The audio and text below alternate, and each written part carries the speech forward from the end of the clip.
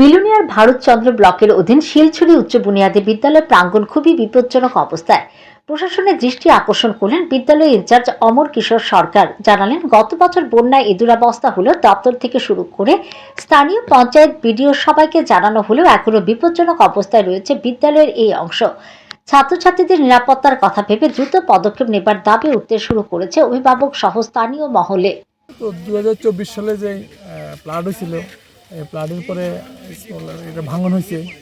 এই ভাঙনটা পরে আমরা সেখান থেকে স্ন্যাপ নিয়ে ডিপার্টমেন্টকে জানিয়েছি। আর আমি ব্যক্তিগতভাবে গাঁওসভার মেম্বার, প্রধান, ব্লক চেয়ারম্যান কিংবা গত কিছুদিন আগে বিডিও ম্যাম এসেছে, পঞ্চায়েত সেক্রেটারি সবাই এসে দেখে ছবি নিয়ে যায়।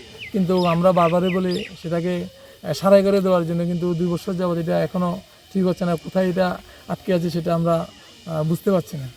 শুধু 2 বছর যাবৎ ছবি তুলিয়ে নিয়ে যাচ্ছে প্রশাসনের লোকেরা, আদার্স কোনো কাজ হচ্ছে না। কোনো কিছু না। তো বাচ্চারা যে পরিমাণে মাঠে খেলাধুলা করে, ওই সময় বল নিচে পড়ে, ওই সময় সেক্ষেত্রে বল কিভাবে নিয়ে আসে তারা?